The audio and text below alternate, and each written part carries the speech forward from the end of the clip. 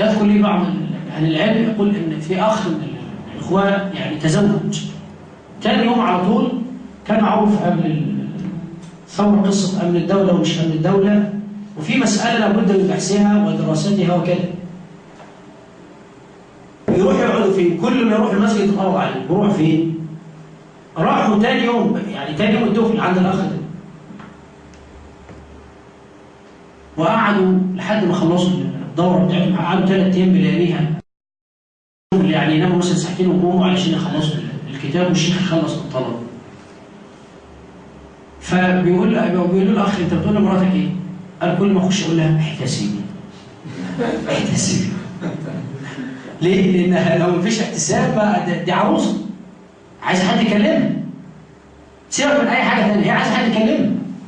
لسه داخل البيت جديد، غريبة ما فيش حد. وخد بالك قال لهم محدش يجي لمدة 3 أيام، يعني لا حد هيجي يزورها، لا أبوها ولا أمها ولا حد. يعني هم يجوا بقى أمن الدولة يجي ياخدوا الكل، مش هينفع. واضح؟ فهي القصة دي. الاحتساب برضه مراتك لازم تكون محتسبة، بس ممكن تقعد تقول لك هو أنت هتعب نفسك ده كله ليه؟ قاعد تسافر على طول على طول على طول كده ليه؟ ليه ده كله؟ وهتاخد إيه من ورا الكلام ده؟ فكان الشيخ حفظه الله يقول لي لما قالت لي يعني مراته وليه اللي أنت عامله ده كله لنفسك؟ ليه ده كله؟ لما ذاكر 16 ساعة متواصلة، خد بالك اللي يفصلها إذا كان ينزل إلى المسجد أو لدرجة إن الشيخ مرض، يعني أتاه مرض في الظهر اسمه إيه؟ حاجة زي كده، اللي بيبقى قاعد على المكتب على طول، قاعد في المكتب شغال على طول. خلاص حاجة بقى ما أعرفش اسمه إيه. ليه ده كله؟ فقال لها كده كلمة واضحة كده. لو واحد بيصلي أنت بتقول له أنت بتصلي ليه؟ لأن الإجابة معروف، محدش يسأل حد أنت بتصلي ليه؟ المفروض الواحد يقول أنت ما بتصليش ليه؟ مش أنت بتصلي ليه؟ صح؟ نفس القصة، في حد يقول لواحد أنت بتطلب العلم وتتعبد لله، أنت بتتعبد ليه؟ لازم يفهموا دي. لازم مراتك تفهم إنك إزاي لما تدخل المكتب جاي من شغلك وتدخل المكتب عشان تقفل على نفسك المكتب في الوقت اللي هم عايزينك تقعد معاهم. ليه؟ إن ما كانتش محتسبة وعارفة قيمة المسألة دي وتريد الأجر من هذا لن تطيق ولن تتحمل. ليه؟ الأمر في مشقة، في مشقة كبيرة. أنا أقسم بالله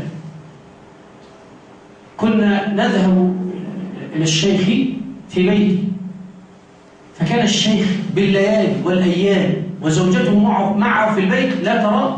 عارف لما تقعد أسبوع وأنت في بيتك مراتك ما تشوفكش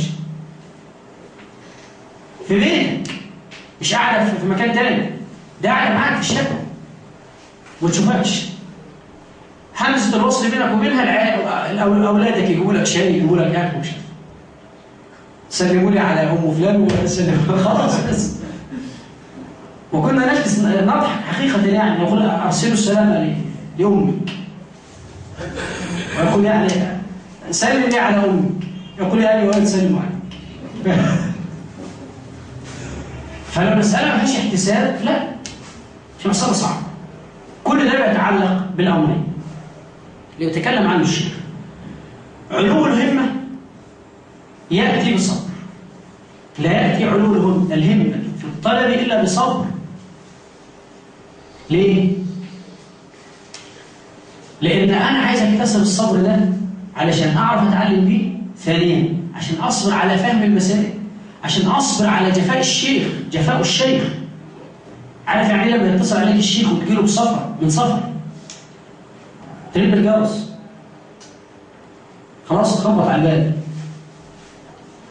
الشيخ جوه، فالشيخ يقول لك امشي، انا مش فاضلك دلوقتي، مش هيطلع لك بقى الولد يقول لك ابي مش موجود، مش حاول. لا هو كده كلام صريح. الشيخ حضرتك اللي اتصلت بيه قلت لي تعالى، ليش اتصلت بيك وبعدين مش عايزك دلوقتي، امشي وترجع. حاضر. لازم تصبر على جفاء الشيخ بيقعد يعلمك ويتصل عليك تاني، وممكن تبقى في نص الطريق ويرجعك تاني وترجع، وبعدين ترجع يقول لك لا خلاص مش. لازم يشوفك هتعمل ايه؟ هتصبر مش هتصبر؟ اصلا انا في الاخر تعبت من ايه يعني؟ دفعت شويه فلوس في المواصلات واتبهدلت في المواصلات والاتصالات. اولا طبعا باخذ الاجر والثواب على ان انا ماشي المشوار ده. التعب ده مقارنه بالاولون ده ايه نظام؟ كما يقول بعض المعاصرين البخاري طاف البلاد ليجمع حديث النبي عليه الصلاه والسلام، والشباب اليوم بضغطه زر يصل الى ما طاف عليه البخاري سنوات وليالي من التعب. يقعد على الكمبيوتر بس على المكتبه الشامله اي حديث يبحث عنه طبعا. خلاص؟ فشوف الرحله بتاعتك ايه بالزراير. الرحله بتاعتك انك بتدور على حديث النبي بشويه زراير. شوف انظر كيف جمع البخاري حديث النبي عليه الصلاه والسلام. وكيف طلب هؤلاء العلم. كان احمد بن حنبل في رحله الطلب لما سافر من بغداد كان رحمه الله عليه فقيرا. فكان يأبى أن يأخذ مالا من إخوانه. طب خد يعني سلفه ولما نرجع بقى أعمل أي حاجة. كان يأبى. وكان يعمل حطابا. يروح ودي شغلانة مرهقة. إنك تروح تجمع حطب عشان تبيعه. علشان يلاقي مال يأكل منه ويشرب. عشان يستمر في الرحلة بتاعته. شوف النهارده لو واحد ما عندوش فلوس يشتري كتب يقدر يشتري كمبيوتر يجيب عليه كتب. صحيح ما حدش بيعرف يذاكر عليه، الكمبيوتر ده اخره للجمع والبحث. مش قصه واحد يمسك كتاب ويقعد يكتب ويحط هوامش وتعليقات ومش عارف كده ويضيف قول من الكتاب ده على الكتاب ده والقصه دي كلها دي. لا. في بعض المكتبات الموجوده الان في مصر هنا اذكر اسمها مكتبه المصطفى حاجه كده في وسط البلد قديمه. المكتبه دي فيها كتب لمشايخ كبار يعني ناس مثلا دكاتره في الجامعات وناس كانوا الكلام ده. الكتاب بتاع الشيخ لما مات يعني طبعا احنا لا نريد ان يحدث لنا هذا يعني ولاده ما كانوش لهم في العلم ولا بتاع فباعوا كتب. باعوا كتب ايه؟ الشيخ. عايز اقول لك بقى تروح تشتري كتاب مثلا دكتور لغه عربيه مثلا ايه كان بتاع فلان معروف يعني مثلا في كليه لغه عربيه مثلا في جامعه الازهر الكتاب ده بتاع فلان الكتاب اللي كان بيقعد يذاكر منه. خلاص تشتريه بكام؟ مش اقل من 5 6 7000 جنيه. مع انك تجيبه اي طبعه ثانيه ب 200 جنيه ولا باي حاجه. ليه؟ انت مش رايح تشتري لسان العرب. ده انت رايح تشتري تعليقات الدكتور ده اللي بخط ايد. فهمت؟ ولذلك انت النهارده واحد جاب لك كتاب وذاكرت الكتاب وحطيت عليه تعليقات والقصه دي كلها وتعبت في الكتاب وجي يقول لك اديني الكتاب بتاعي. والله لو حد عمل ايه؟ ولا تقوله ب 5000 جنيه ولو كان مجلد واحد بس. عارف حل الطالب العلم بتاعك ده وانت بتقعد تكتب عليه ولا تبيعه ب 100000 جنيه. تقول له ايه يعني ما نقدر نجيب كتاب ونحط عليه نص تعليقات يعني. اقول لك ده له معنى عند اهل العلم. عارف يعني ايه يبقى كتاب بخط فلان بخط علان؟ ده احنا لما نلاقي يقول لك المخطوطه دي بخط الشيخ الاسلام الواحد قاعد يبص على خطه كده وقاعد يقعد يتامل كيف كان يكتب الشيخ الاسلام. ما تلاقيش حاجه عنده مفيش تلاقيش كلمتين على بعض كل كلمه لوحدها لا كله على بعضه كده متشابك كله بيكتب انجليزي. ليه؟ ما عندوش وقت. كده كلام الشيخ الاسلام كان كله شخبطه. حتى قالوا ان كان الشيخ الاسلام يكتب في الاسبوع ما تطبعه المطبعات الان في شهر. طبعا الكلمه دي قالوها ايام ما كانت فيه اسمها ايه دي الاله الكاتبه. دلوقتي بقى يعني تسعى بتاع تطبع اللي انت عايزه. فايام ما كانت الاله الكاتبه دي قال العلماء في وقتها في الفتره اللي فاتت دي ان الشيخ الاسلام كان يكتب بخط يده ما يطبع في شهر. يعني يكتبه اسبوع يطبع في شهر. تقعد بتوع الاله الكاتبه يكتبوه في كام؟ في شهر. هي دي كده. تلاقي دايما العلماء وتلاقي اغلبهم طبعا في اللي خطه حلو وفي اللي خطه وحش بس من كثره الكتابه تلاقيه صار بقى له خط جميل كده ومتمرس عليه وبتاع. شوف خط الشيخ الألباني عامل ازاي؟ تلاقيه في المخطوطات. شوف الشيخ الحويني الحقيقه وتلاقي خط اتعلم بقى ايه؟ صار يكتب بخط جميل وهو سريع. ليه؟ لان الحكايه خدت معاه ايام وسنوات وايام وليالي وقصه طويله. تروح تشتري كتاب عليه مثلا بعض تعليقات للألباني بخطين وانت تلاقيه فين؟ انت تقول ده زي ما بيسموه تحفه كده لازم تجيبه وتحطه عندك في البيت يعني حاجه خاصه بيك بقى. فتخيل انت بقى ايه؟ شوف ده بقول لك بكام تشتريه بكام وده تشتريه بكام. عشان بس تعليقات الشيخ ويقعد يكتب كده ويحط القصه دي. فقصه انك تسافر في كتاب طبعا قصه ثانيه. طب ايه لما تيسر شراء الكتاب هتعمل ايه؟ يعني انت عشان لو انت راجل شغال في الحديث وتشتري تاريخ دمشق لابن عساكر، تاريخ دمشق لابن عساكر ب 3000 مثلا 300 جنيه و400 جنيه او حاجه زي كده.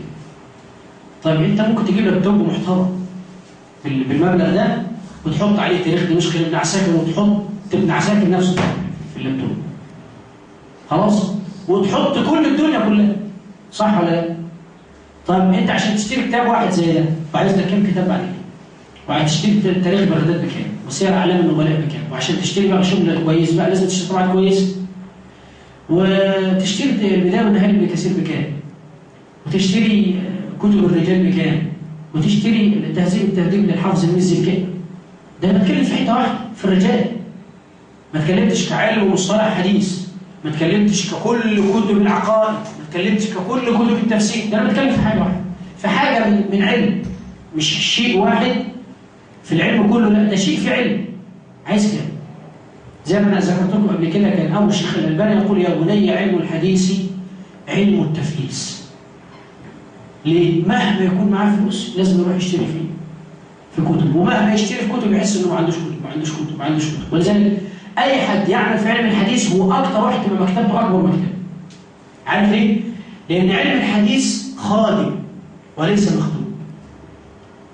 كل علم في الدنيا لازم تروح تجيب، ما هتجيب يعني هتستدل بالاعتقاد منين؟ مش من كلام النبي عليه الصلاه والسلام. التفسير تجيبه منين؟ الفقه كل ده لازم يروح فين؟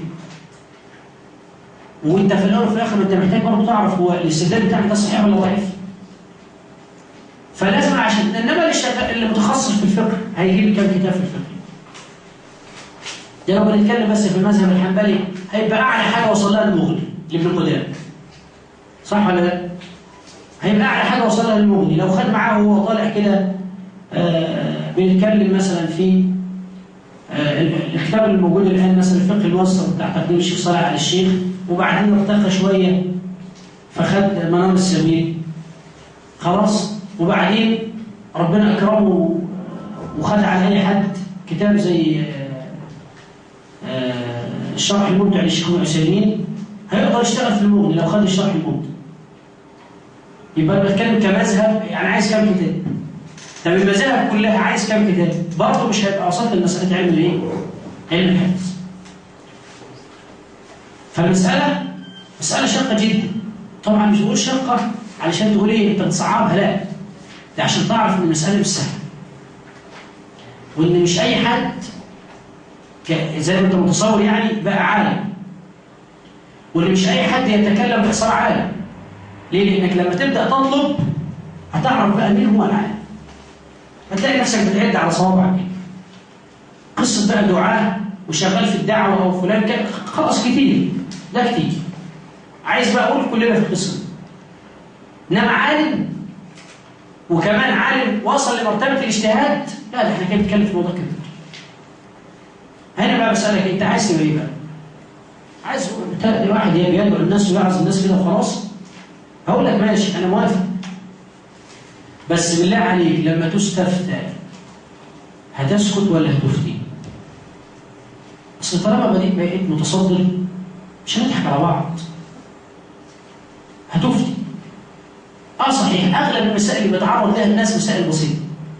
مفيش حد يعني بيسال في المعضلات يعني. ولكن لما تجيلك المعضلات هتعمل ايه؟ هتقول الله اعلم؟ ولا هيحصل لما انا خايف مكانتي تنزل عند الناس او مش عارف ايه او ايه او ايه؟ هتعمل ايه؟ طيب لما انت وانا وكلنا كده نقول يا عم خلينا في الحاجات البدائيه والناس مش محتاجه اكتر من كده، لما تحصل الفتن والنوازل في الامه وتحتاج الى مجتهد ما نلاقيش، يبقى خلاص ما نلاقيش، نفضل معتمدين فقط.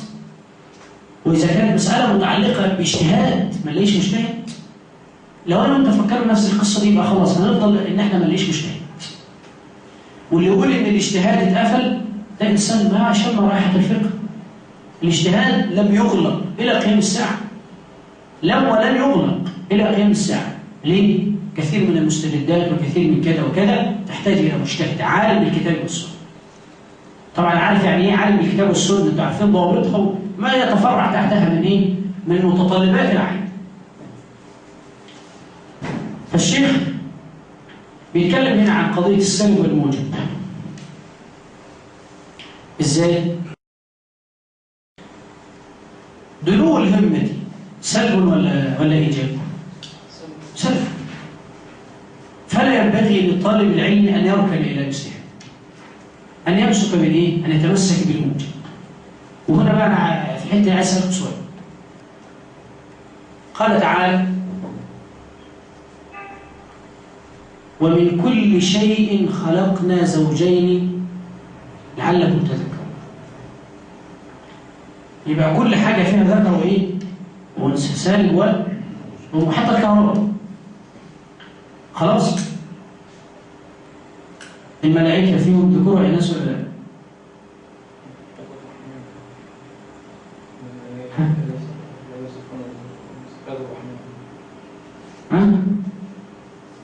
عباد الرحمن لا نسميهم سميات الأنثى. مع عباد الرحمن هذا لفظ يشمل الخلق جميعا، يشمل الإنس ويشمل الجن ويشمل الملائكة. يعني هل تقصد بعباد الرحمن يعني لو قلت لك وعباد الرحمن الذين يمشون على الأرض هونا المراد بهم الملائكة؟ لا، المراد بهم الخلق يعني مش الملائكة. طيب حلو.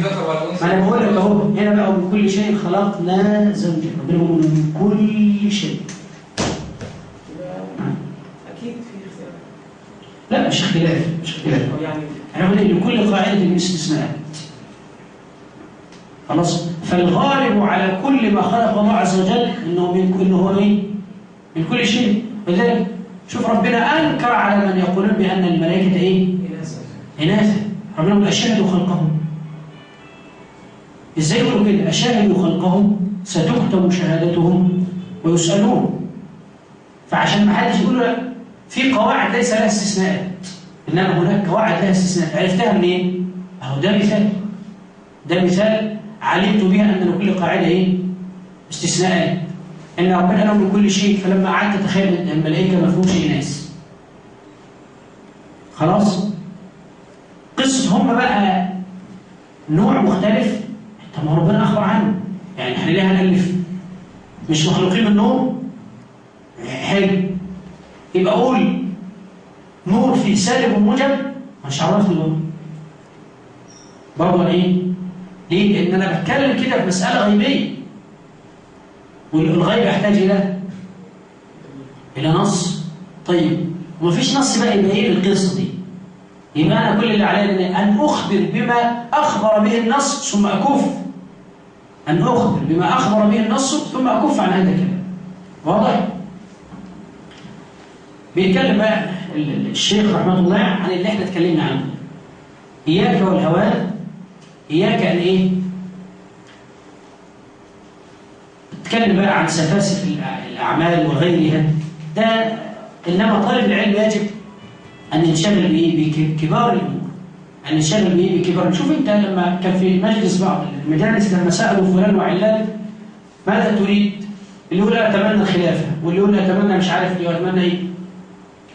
وقالوا لعمر بن عبد العزيز وانت تتمنى ايه؟ قال لي يعني وانا شاب تطوقت نفسي الى الخلافه. فلما صرت خليفه تطوقت نفسي الى الجنه. عارف ليه؟ عايز اقول لك ان الاصل في المسلم ان هو ما بيقفش عند حد. يوصل لمرتبه عايز يوصل اللي بعدها. يوصل لمرتبه عايز يوصل اللي بعدها. ما يقولش لا انا هصنع مش عارف ايه وكفايه عليا كده، واحنا اساسا كان في حد بيصنع قبلنا، ده انا كويس انا كده وصلت الامه لاعلى الاماكن. واضح؟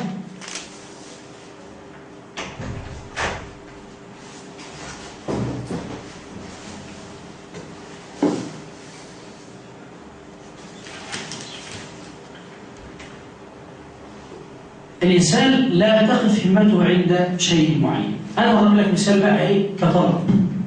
انت نفسك تبقى تتعلم كام كتاب في الفقه. ليه؟ شايف ان الناس في اماس الحاجه اليه. واحد تاني شايف الناس في أمس شيء إلى علم الاعتقاد عشان في بلده فيه بدع وخرافات وشركيات ومش عارفين، فصار الأمر بالنسبة له ماسا لعلم الاعتقاد. آخر ابتلي في بلده كل الأئمة تطلع على المنابر دون أحاديث ضعيفة، فانشغل بطلب علم الايه؟ الحديث. المهم هو قال لي أنا عايز أوصل لمسألة معينة، يعني أوصل لنقطة كده، فوصل إليها يعمل إيه؟ كفاية. يقول لك طالب العلم لا يقف عند حد، طالب العلم لا يقف عند حد أبدا، فينتهي من علم الاعتقاد خلاص اعتقاد أهل السنة كل اعتقاد أهل السنة، يدخل بعد ذلك على العقائد الأخرى، فلما ينتهي من العقائد المنتسبة إلى الإسلام يدخل على العقائد الخارجة على الإسلام. واضح؟ كاعتقاد النصارى واعتقاد اليهود، وهكذا لا يقف عند حد. فلما تصير فتنة في وقت من الأوقات أو عصر من العصور، في وقت من الأوقات في زمانه، فنقول لا، هناك قائد هذا الباب. الشيخ فلان ده هو اللي يطلع بقى يرد على الشبهات اللي بتقال دي. ليه؟ لأنه هو اللي تبحر في المسألة دي. فنقول له أيتها الأم، أنا أحتاج لمن يقوم ليرد عن البخاري كل شبهة. مين يقدر يعمل القصة دي؟ فلان. مين يقدر يرد كل الشبهات في الاعتقاد؟ فلان. لازم أنا أدور ألاقي كده، مش أنا أروح أجيب واحد بيطلع يتكلم كده وخلاص، فأجيبه في مناظرة في الشيعة ومناظرة مع الصوفية ومناظرة مع العلمانيين والليبراليين. ليه؟ هو هيعمل إيه؟ أنا شفت واحد كده لا عارف يناظر ده ولا عارف يناظر ده ولا عارف يناظر ده. ليه؟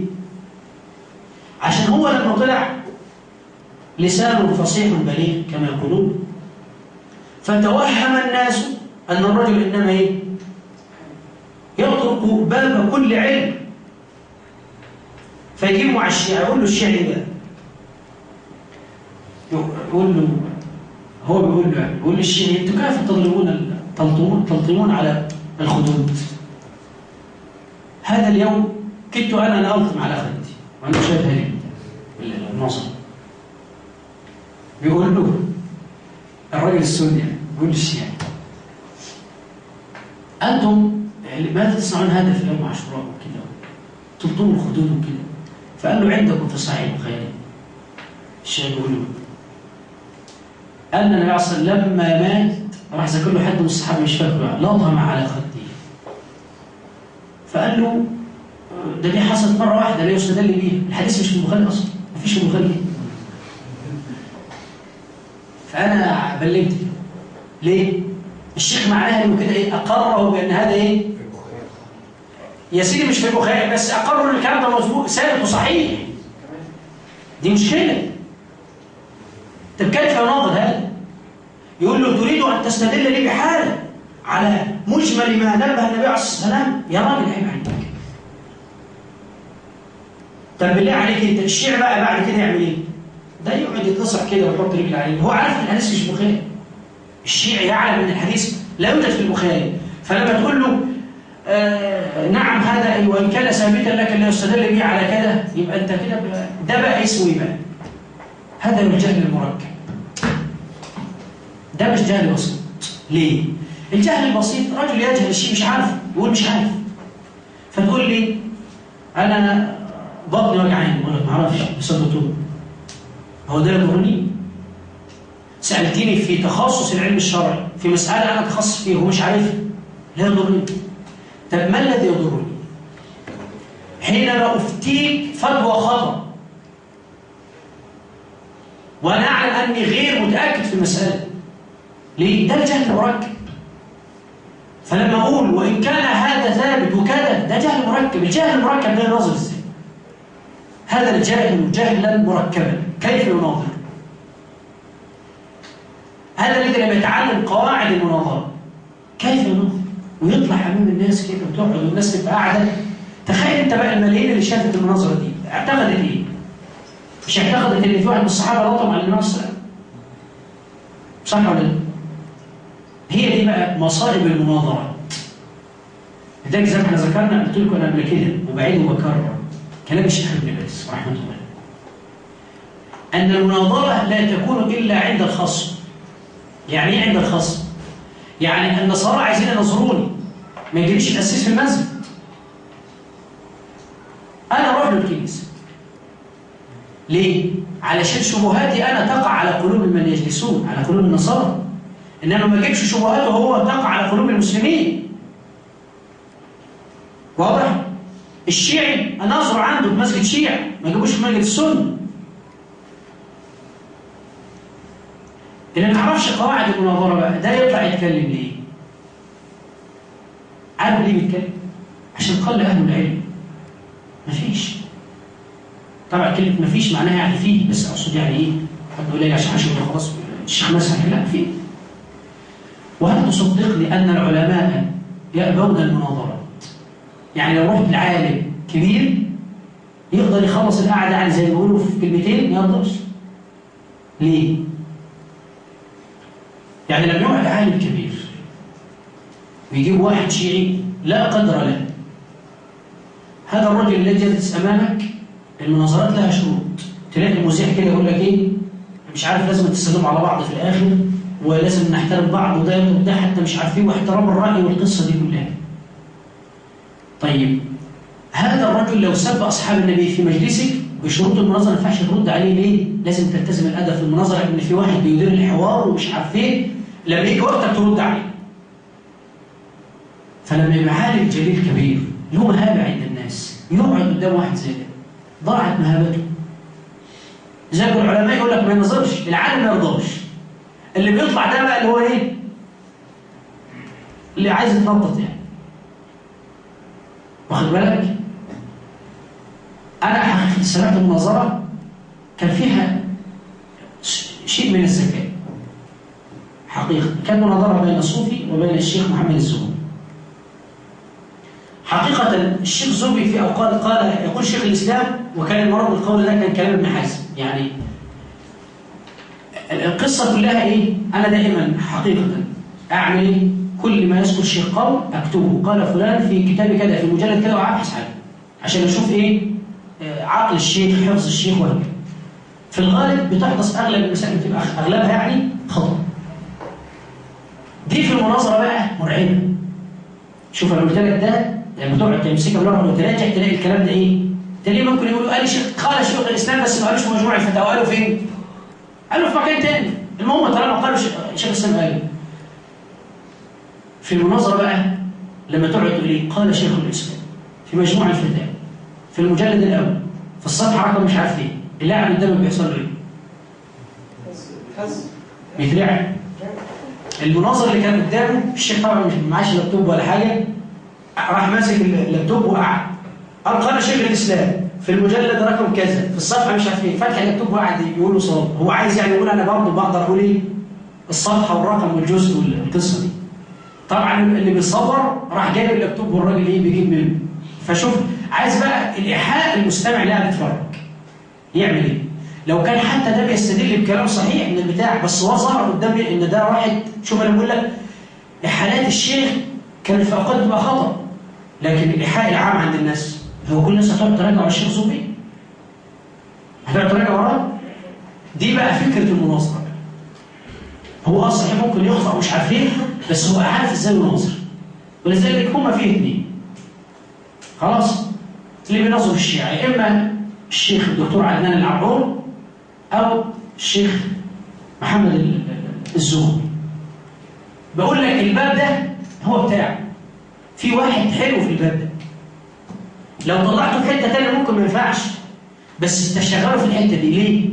الشيخ الزغبي ممكن يقول 20 مساله في الدقيقه، فانت عبال ما تكتب مساله تكون عدى عليك 13 4 مساله، فهترد عليه ولا عليه؟ فهو على طول بيتكلم على طول على طول على طول على طول على طول على طول. ليه؟ هو اتعمد هذا انك ما تلحقش ترتب افكارك، بحيث انك لو خدت واحده ما تاخدش الباقي اللي بقى قصاده يعمل ازاي؟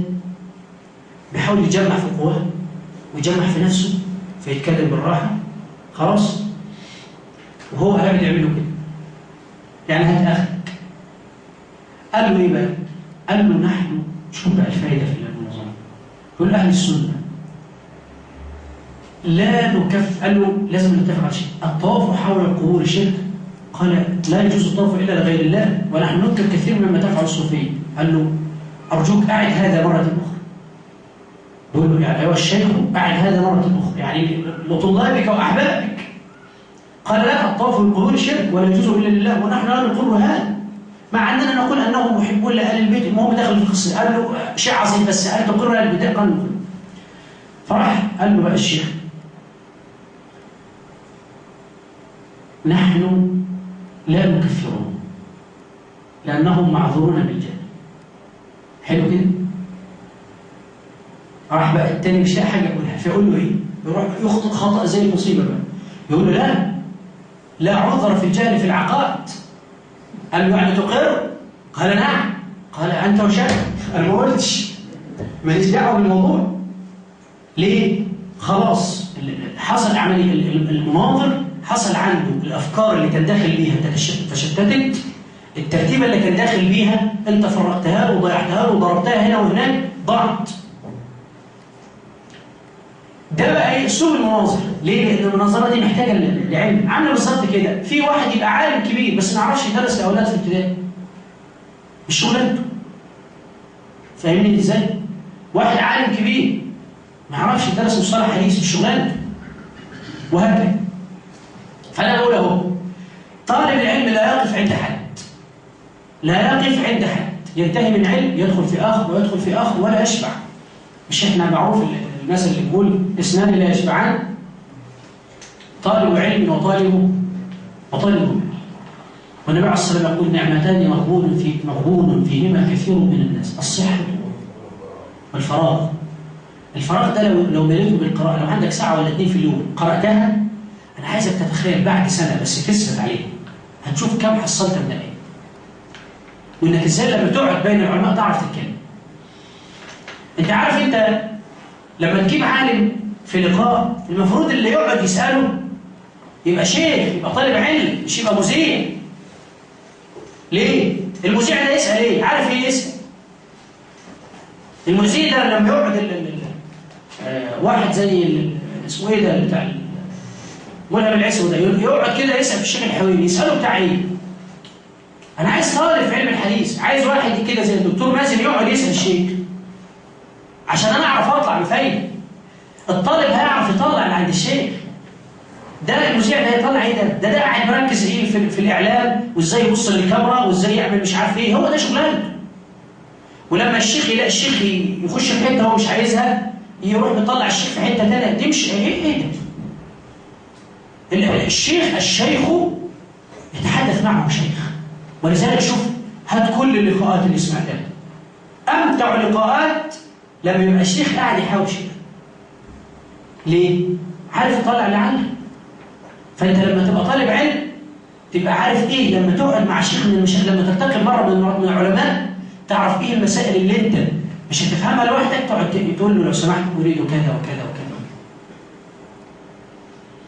عارف يعني ايه لما تبقى رايح تقعد مع شيخ محضر اسئلتك؟ يقول لي بعض الناس ان لما جلست لبعض اهل العلم المعاصرين في علم الحديث، يقول كان معي كشكول فيه فقط 170 سؤالا متعلقا بالرجال بس، مش معي علم الحديث، معايا 170 سؤال في علم الرجال اساله بالشيء.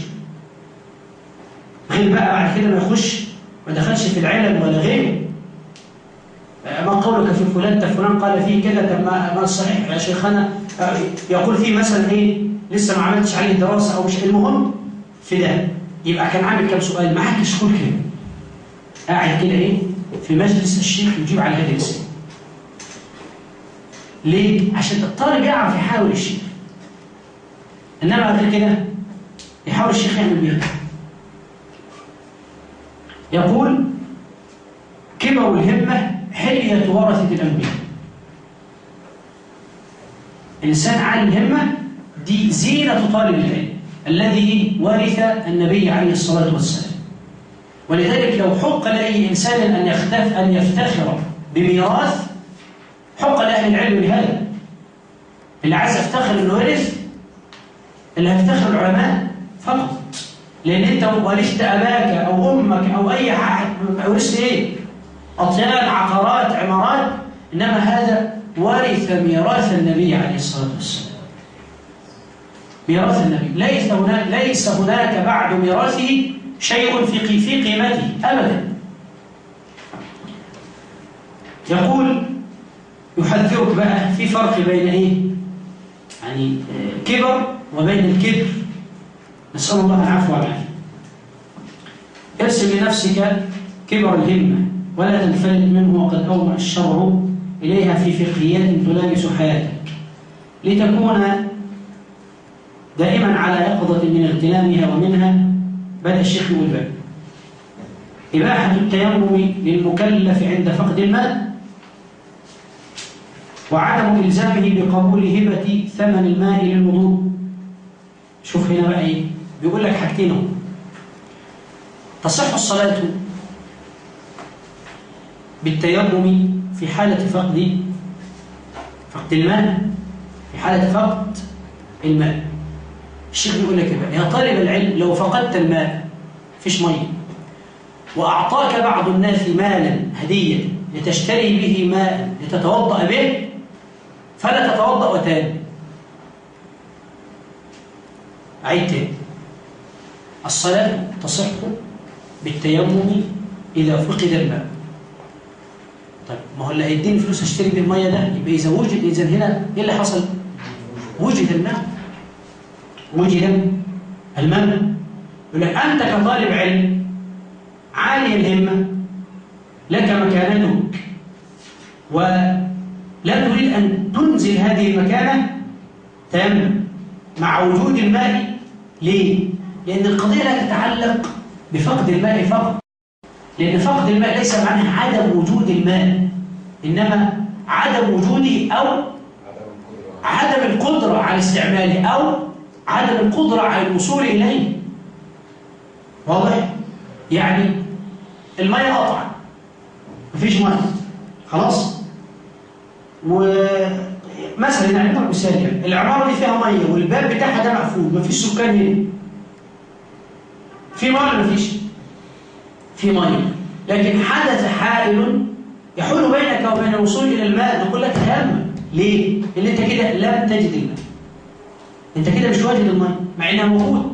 ليه؟ لأن مش معنى عدم وجود الماء إن هو مفيش مية. كذلك عارفين أنتوا قصة عمرو بن العاص ولا لا؟ لما احتلم وقبل اغتسال تيمم مصلى، والنبي عليه الصلاة والسلام أقره على هذا. لذلك الراجح من كلام شيخ الإسلام إنه من خاف على نفسه المرض، يعني في البرد والشتاء وكذا. ولأن طبعا شيخ الإسلام بيقول غسل الجمعة واجب، اللي هو حديث النبي صلى الله عليه وسلم: غسل الجمعة واجب على كل محتلم. مش المراد بالمحتلم هنا يعني قام محتلما أو قام من جنابه، إنما يعني بلغ الحلم. عندنا طبعا في حديث ثاني، حديث النبي عليه الصلاة والسلام: من توضأ يوم الجمعة فبها ونعمة، ومن اغتسل فالغسل أفضل. واضح؟ فشيخ الإسلام يقول إيه؟ غسل الجمعة واجب لمن كانت له رائحة كريهة أو ما شابه ذلك. اللي هيأذي الناس من ريحته كده، يبقى هذا يجب إنه إيه؟ إنه يغتسل. طبعا رجح هذا برضه الشيخ ابن باز رحمه الله عليه، رجح هذا القول الشيخ ابن باز رحمه الله عليه، لكن لا أظن، مش عارف الشيخ اسمه رجح ولا لا، لكن أذكر هذا. خلاص؟ طيب شيخ الإسلام يقول لي بقى: اللي قالوا إنه واجب، قال: فإن خاف من مرض وإن خاف من كذا وكذا يتيمم. قال إيه؟ يتيمم ويصلي ولا إعادة عليه. واحد أصلا عنده برد وبعدين يروح يغتسل ويطلع في الشارع وراح يصلي، إيه اللي يحصل؟ يقول البرد. بس أنا بقول إيه هنا؟ المسألة مش متعلقة ببعض الظن، أنا أتكلم على غالب الظن. أتكلم على غالب عشان بس ما تاخدوش حكم وبقى يبقى إيه يقول خلاص بقى مش محدش يخش الحمام بقى في الشتاء كلها بقى. لكن مع غالب الظن. واضح؟ اللي هو الإنسان قال له الدكتور إيه ابتعد عن المية ومش عارف إيه البرد وكذا والكلام ده، فقالوا له التيمم يكفيه. طب ما هو الماء موجود، صار فيه مانع حال بينه وبين الايه؟ المانع ده ممكن يكون مرض، ممكن يكون زي ما احنا قلنا باب مقفول مش عارف يروح للميه الى غيره. ممكن يكون الماء يشترى وليس معه ثمن الماء، وليس معه ثمن الايه؟ ثمن الماء. هنا بس في حته بس كده للفايده، البيع والشراء يوم الجمعه حرام. ايه؟ حرام في صلاه الجمعه، معلش لما اقول حاجه حاول تصحها على طول عشان بس البيع والشراء في صلاه الجمعه ايه؟ حرام. واضح؟ طيب لو رجل يريد ان يشتري ماء ليتوضا. المرأة اللي باعت. نعم؟ لو في مرأة هي اللي باعت. ما ركز معايا غلط. البيع والشراء في صلاة الجمعة حرام ولا يجوز. خلاص؟ طب هو جاب لنا المسألة الثانية، امرأة بتبيع، لكن أنا كنت بقصد إيه بقى حاجة ثانية، ما بتكلمش عن اللي بيبيع ده، هو دي مشكلته قصته هو بقى. بتكلم عن من إيه؟ يشتري ماء ليتوضأ به ليصلي الجمعة. يجوز ولا لا يجوز؟ يجوز، لأن البيع والشراء ده حرمته حرمة عامة، إنما هذا الرجل حكمه حالة خاصة، فلا يستدل بالعام على الخاص. كذلك المرأة. واضح؟ كذلك الايه؟ المرأة. لكن الخوف من بيع المرأة لو غلب على الظن شراء النساء منها لا بأس، إنما لو غلب على الظن شراء الرجال منها لا يجوز. واضح؟ لو غلب على يعني لو في مول كل اللي فيه حاجات ستات، اللي شغالين فيه كلهم ستات، يبقى قطعا اللي هيروح يشتري من المول مين؟ ستات. طبعا الكلام ده ولا 100 سنه هيحصل عليه. خلاص؟ يبقى نقول لي حتى لو اشتغلت في الجمعه، ما خلاص دي مش داخله في الموضوع، هي مش ليس عليها ليه الجمعه. طيب لو ده بتاع في ستات لكن الرجاله ما تخش تشتري برضه، نقول يحرم لا لان بيعها حرام، يبقى حرام لغيره لا لذاته. حرام لغيره لا لذاته. ايه هو ذاته؟ شيء خارج عنه تسبب في حرمته، وهو ان يترك الرجال صلاه الجمعه وكذا وكذا ويشتروا من هذا المنتج. واضح؟ زي قضيه الذهب والفضه، الذي يتوضا من اناء فيه ذهب وفضه، الوضوء صحيح. خلاص؟ هو حرام لماذا؟ لغيره لا لذاته. المكان هو الصحن ولا الحله بتاعت الذهب دي نظيفه، ما فيش حاجه، لا يتعلق بها نجاسه ولا غيره. خلاص؟ والا لو تعلقت تبقى الحرمه لذاتها لا لغيرها. واضح؟ طب راجل توضا يقول له حرام لغيره. ليه ايه لغيره؟ متعلق ان انت نهيت عن استعماله، لان اليهود والنصارى يستعملون هذا، فيه من التبذير وفيه من كذا وكذا، يبقى صار حراما لشيء خارج عنه لا لذاته. واضح؟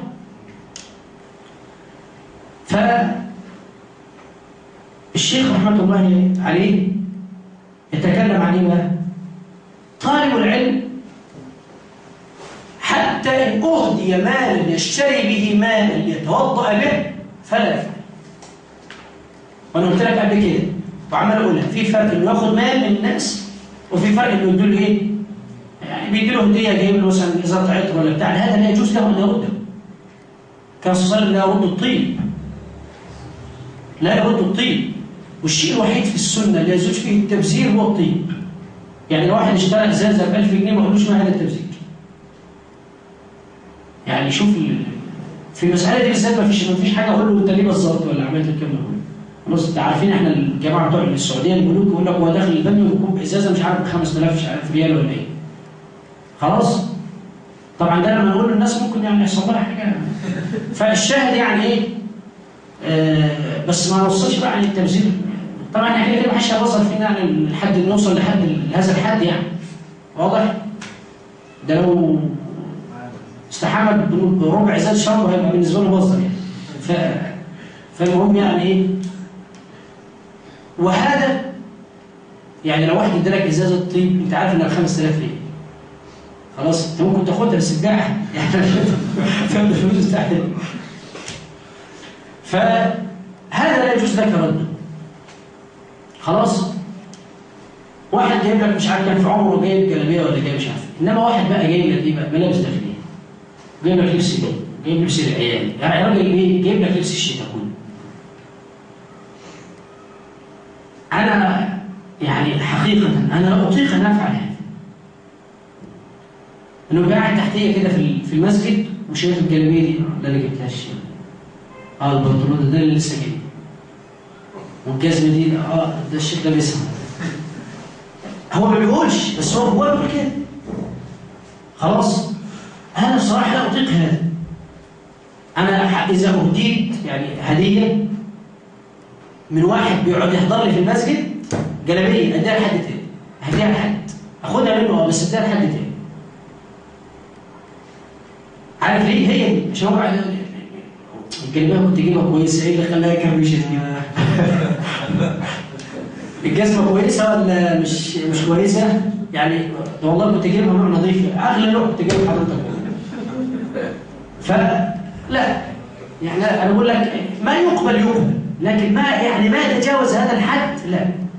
لا خليك انسان يعني عفيف، لا تتجاوز مثل هذا القدر. لانك قلت لك قبل كده ما تقولش هو انا دلوقتي ايه، بكره وبعد شو هتبقى ايه. بكره وبعد هيقول انا كنت فلان وعلان وانا الشيخ ده انا اللي جوزته وانا اللي شريت له شقه وانا اللي عملت. لا هذا غير مقبول. انما جاب لي كتاب، منين ما يتنطط اروح اديله الكتاب. طبعا لو انا كتبت عليه هو لو اتنطط مش هديهوله، انا هجيب له نسخه زي واروح اديها. واضح؟ فدي حاجات مهمه جدا. لما تقراها كده ما تعديش عليك. ليه؟ كثير من الناس ونسال الله العفو والعافيه الدين كتجاره يعني يتاجر بها الناس، هو بياكل ويشرب من الدين. اوعى تكون كده. لازم يبقى لك مصدر رزق، مش شغلانتك انك اروح عندي محاضره في المسجد الفلاني والمسجد الفلاني والمسجد وده عامل لي راتب وده عامل لي راتب وده عامل لي راتب عشان المحاضره. عيب ولا ينبغي لاي احد من الشيوخ ان يفعل هذا. عيب، ما ينفعش. النهارده لما يجي واحد يجيب لك كتاب جايبه لك عشان تعمل ايه؟ عشان تقراه. لو ما قراتوش وديه لحد يقراه، لانك ستسأل عنه بين يدي الله عز وجل. الكتاب ده جايبه لك عشان اوقفه للقراءه. اوقف هذا الواقف للكتاب، هو جايبه ليه؟ عشان هو مش عارف يطلب العلم، مش عارف ينفع الناس. فاتى بالكتاب لك لتقرا الكتاب ثم تنفع به الناس. لما ما قراتوش مخليه عندك ليه؟ بيلزم بيه المكتبه ليه؟ كتاب اشتريته من نفسك يا رب، تشتري الكتب كلها وتحطها في بيتك انت حر. انما كتاب حد اشتراه لك مخليه ليه؟ ما انتفعتش بيه، دي لغيرك انتفع بيه. المسائل دي لازم تبقى مسائل فصل، ما فيهاش كلام. الشيخ هيجي لي والمواصلات بتاعته هتتكلف كذا والشيخ فقير، انا هبعت له عربيه تجيب، ملوش حد غير كده. انما الشيخ ياخذ اجرا على اعطاء درس في المسجد، الشيخ ياخذ اجر على الدوره اللي قاعد يعملها للطلاب في المسجد. لا كده الموضوع ما انا عن نفسي مساله صعبه ولا يمكن ابدا لو اي انسان في بدايه الطلب وعالم عن شيخه مثل هذا لا يمكن ان نستمر معه. انت عارف يعني ايه لما تقول لي انا هديك في الخطبه 400 500 جنيه؟ عارف يعني ايه احساس اللي قاعد تحت ان الشيخ ده واخد 400 500 جنيه في الخطبه او 1000 جنيه؟ احساسه ايه؟ لما تيجي في مره تعبان ومش قادر تتكلم تروح تقول كلمتين ونزلت. ما عملتش فلوس. انا حاسس لو الشيخ على المنبر بيتكلم في مساله وبكى، اللي قاعد تحت يتخيل الشيخ ده بيعمل ايه؟ يا اخوانا دي مساله مش سهله. اللي قاعد تحت يقول والله العظيم ده استاذ في التمثيل، استاذ يمثل بارع في التمثيل. فلا انا بقول لك ركز، خد بالك من الحاجات دي. الحاجات دي مهلكه مدمره. في حاجات كتير كنت اقعد انا والله العظيم واذكرها كده اقعد اتخيل مواقف بين فلان وعلان وكذا، اقول يا لو كان في الوقت اللي عرض عليه في كذا كان دلوقتي بيقول ايه. اقعد كده اقول اللهم لك الحمد. اقسم بالله يا اخوان هيمر عليك الوقت اللي تجلس لتشكر ربك على ان انت كنت انسان عفيف وعمل كده. تقعد تقول تخيل ده بقى. اصل خد بالك حبيبك اليوم عدوك غدا. اللي عمال يقول لك يا شيخنا ومولانا وسيدنا بكره هيشتم فيك. خد اعمل حساب دي. اللي بيسموها احنا يقول لك في الزواج احنا بنعمل حساب السوداء قبل البيضاء. خلاص لا، احنا في الزواج هنعمل حساب البيضاء ان شاء الله. في المساله دي لا ارجوك والله العظيم الكلام ده انا بقوله لك كده عشان انا في الاخر يوم القيامه ربنا يقول لي قول اللهم بلغت. عارف ليه؟ لان انا عارف المصايب دي كلها. فعشان كده بقول لك احذر. يقدر واحد يقعد يقول كلام زي كده على فضائل الفقهيات وهو كل الناس لها عليه يد؟ ما يقدرش. انما هيطلع يقول نشكر اهل الفضل وجزاهم الله خيرا. خد بالك عشان ايه؟ يقول له فلما يقعد يقول له والله انا افتكرتك النهارده يا حاج وانا في المحاضره والله. انت خدت بالك ساعه ما قلت اهل الفضل جزاهم الله خيرا؟ لا، هو الراجل هذا احبني من اجل الدين والشرع، مش عشان ياخد بيسموها ايه؟ شو اعلامي يعني وكده ان انا ليه علاقه بالشيخ وليه القصه دي. لا يا عم، ده انا ماليش قيمه ولا ليه علاقه بيك ولا بتاع. هو اجي معاك عشان تنزل من قدري عشان اصير ذليل لمالي؟ لا. السلام عليكم. مفيش غير كده. فاحذر مثل هذا. طبعا انا بقول الكلام ده كله اللي عايز بقى يدخل في الطريق واللي عايز يجد في الطلب. وعايز اقول المساله مش متعلقه بكبر سن ولا بصغر سن خالص. ابن حزم صار اماما في 4 سنوات، يناظر كبار اهل زمان في 4 سنوات. فما تقوليش انا مش دماغي او انا كبرت او انا لا، المساله مش كده خالص ابدا. اغلب العلماء الكبار ما عرفتهمش الا لما كبروا، صح ولا لا؟ انت ما عرفتهمش الا هم كبار. تفتكر بقى ان هو الراجل ده وهو بيرضع كان بيطلب العلم؟ لا، ده اغلب مشايخنا الموجودين الان كان اغلبهم التزموا وهم في الكليه. يعني بعد ما عدى مرحله طويله انه يوصل للمرحله دي اعرف ان هو ناحيه في الصقر. فالموضوع مش لما اقول شاق، لكن على الذي يلعب يضيع الاوقات. ايه واخد حط المجلد تحت كتفه، رايح فين؟ رايح عند الشيخ. جاي منين؟ جاي من عند الشيخ. رايح فين؟ رايح الشيخ. جاي منين؟ جاي من عند الشيخ. قعده بقى قول له فهمت ايه من الشيخ؟ اشرح لنا الكتاب. الشيخ كان دايما بيشتكي منها الشيخ الحويني، قاعدين تتنططوا رايحين جايين رايحين جايين رايحين جايين. اتعلمتوا ايه؟ هو بيقول لهم يعني مش بقول لكم البيت عشان اتعلمتوا ايه؟ هي دي القصه. مع اصل انا برضه ايه، في ناس بتحب تعيش في اسمها ايه؟ يعيش في الدور يعني، واخد بقى ايه؟ حته بقى طالب العلم ومش عارف ايه، يحب يعيش في القصه. خلاص؟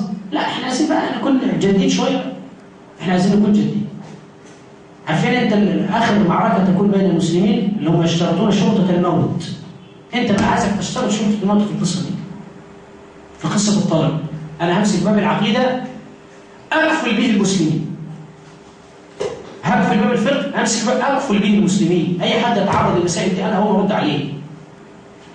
مش الشبهات عماله جايه علينا من المستشرقين وعلمانيين والليبراليين وحتى من المسلمين داخل الاسلام، وكل واحد منهم يزعم ان هو على الحق وغيره على الباطل، وكل واحد كل ده مين اللي يرد عليه؟ كل ده عايز علم.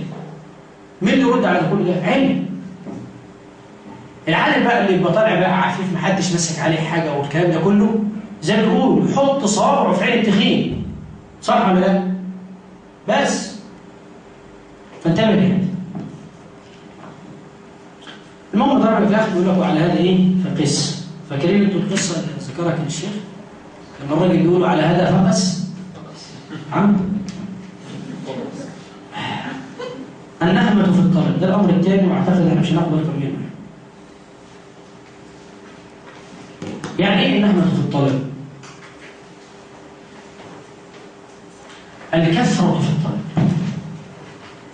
الطلب. كثرة الطلب وعدم الملل من الطلب. يقول إذا علمت الكلمة المنسوبة إلى الخليفة الراشد، لما يقول الكلمة المنسوبة تعرف إن سندها إيه؟ يعني إما قالها يا إما ما قالهاش. اللي إحنا عايزين نقول إحنا إيه؟ اللي هي بنسميها إحنا إيه؟ دي تعتبر إيه؟ يعني زي قيل روية، صيغة من صيغات الإيه؟ تمريض. خد بالك؟ إذا علمت الكلمة المنسوبة إلى الخليفة الراشد علي بن أبي طالب رضي الله عنه قيمة كل امرئ ما يحسنه، وقد قيل ليس كلمة أحض على طلب العلم منها. فاحذر غلط القائل. في واحد بقى بيقول لك يعني نطلب إيه؟ ما ترك الأول للآخر. عايز أقول لك ما سويناش حاجة إن إحنا إيه؟ ندرسها. هو يقول لك احذر دي. أنا عايز أقول لك نقل الأعضاء والدم، الحاجات دي كلها دي، وأطفال الأنابيب واللي مش عارف إيه الكلام ده كله، السلف اتكلموا فيها؟ هي كانت في زمانهم أصلا؟ السلف محتاج اجتهاد ولا مش اجتهاد؟ وهكذا. خلاص؟ الميت بعد ما يموت وأخذ عضو منه ولا القصة دي كلها دي، هو كان في السلف ممكن حاجة زي كده؟ الواحد لحد يموت ما كانش بيعرف عنه. طب ممكن انهم يفتحوا بطن الميت وياخدوا منه، هيعرفوا يفتحوا بطن الحي ويحطوا فيه حاجه؟ كان موجود كان واضح. اخرهم كان معالجه اللي يجي فيه السهم ويخرجوه ويحطوه مش عارف ايه، الحاجات البدائيه اللي كان متعرف عليها. ما ترك الاول للاخر هذا شيء لا يمكن ان يقال، وصوابه كم ترك الاول للاخر. يبقى نقول ايه؟ هم سابوا قد ايه؟ نمسك الشويه دول علشان ايه؟ يبقى احنا بعمل ايه؟ بخليها انا كالمهتم. اعمل زي ايه؟ زي الحاكم كده لما عمل المستدرك على الصحيحين. هو المستدرك على الصحيحين معناها ان كده يبقى عايز الحاكم عايز يقول لك ان مش كل في البخاري ومسلم هم دول الصحيح، بس في صحيح تاني غيرهم بره. فراح جايب المستدرك على الصحيح، يبقى عمل المتمم لصحيح البخاري وايه؟ ومسلم. انا بقول لك ايه؟ أنت تحتاج أن تتمم علم الأولين. أن تتمم علم الأولين. ففي الاعتقاد ما ترك السلف شيء في المسائل المتعلقة بالاعتقاد، إنما المسائل المتعلقة بالاجتهاد والأحكام لا، هناك أشياء لم تحدث في زمان. هو البورصة والحاجات دي كلها دي، مسائل الاقتصاد وغيرها، كثير من المسائل دي متعلقة بزمان الناس هذا، وتجد فيها متخصصين وكانوا يشتغلوا في المجال ده فقط. واضح؟ زي مثلا الدكتور احمد، الدكتور علي السالوسي بس متخصص في مجال الاقتصاد مثلا. فده بنسميه احنا ايه؟ المتمم لما ترك الاوائل.